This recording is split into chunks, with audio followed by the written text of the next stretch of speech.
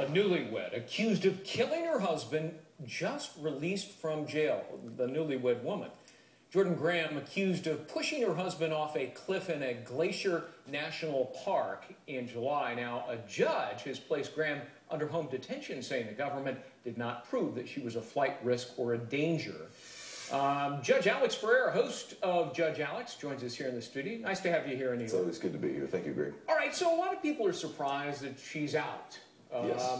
And she admits that she killed her husband of 8 days. It didn't last much more than a week. That would strike me as a danger to society, wouldn't it?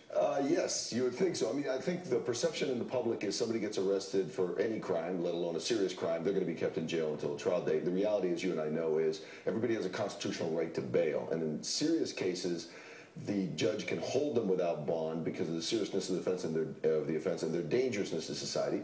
But they have a right to a hearing to challenge whether they really are a danger to society. And in this case, the judge said to the prosecution, look, back in July, you knew everything you know today. And at that time, you decided not to take her into custody. You wanted to continue investigating. So if you felt she wasn't such a serious risk then and nothing's changed, I'm going to let her stay on home detention. You know what? If she weren't such a bad liar, the government would have had a tough time making out a case against her. Yeah, they probably would have had an impossible case because this, remember the Zimmerman case? Sure. The difficulty was one person's dead and the other person has a story, and can you disprove it? No witnesses. No witnesses, and this would have been the same scenario, except that she started to talk, and she started to lie about when she last saw her husband and how things happened, and that she found the body at the bottom of this massive cliff, and then finally gave some type of confession. So she made her own problems, actually, by speaking. Yeah. Now, one wonders whether or not the feds will plead this down to something less than murder. Your thoughts? I think that's highly likely. I think this is the type of case where the feds will probably plead it to a involuntary manslaughter or a voluntary manslaughter, depending on what they go with. If they do, instead of facing up to life in prison, for voluntary manslaughter under the U.S. Code, she faces up to 15 years, and for involuntary, up to 8 years.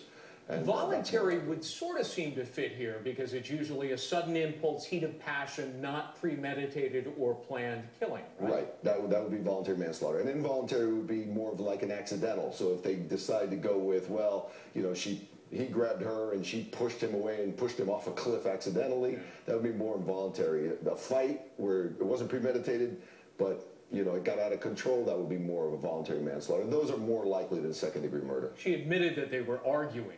Yes. At the time, and he grabbed her arm and then she pushed him, so that might fit with the involuntary. And yet, there's this email message she sends to her friends before she killed him, in which he said, "I'm dead serious.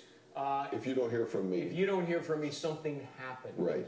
Except you'd think that kind of sounds like premeditation, except that it does really go to more, she thinks he might do something to her because if you don't hear from me, rather than her do something to him. Her difficulty with her story is that she says to the feds, he grabbed my arm and I could have just walked away, but I was angry, so I shoved him with both hands. That gives her a problem. They've ordered a mental exam, which is not terribly unusual, but she could argue some sort of an insanity plea, diminished capacity? No, not really. I don't see that happening in this case. And the reason I don't is because she clearly knew the difference between right and wrong. She tried to cover it up. When somebody tries to cover it up, they clearly know they did something wrong. So I don't see that happening. I think it's because the prosecutor said she's a danger because of her mental health issues or something like that. So the judge wants to button that down. Insanity works less than 1% of the time. It almost never succeeds. Jurors are not really inclined to release people who are dangerous and crazy. Judge Alex Ferrer, good to see you. Thanks very much. Thank you. Martha?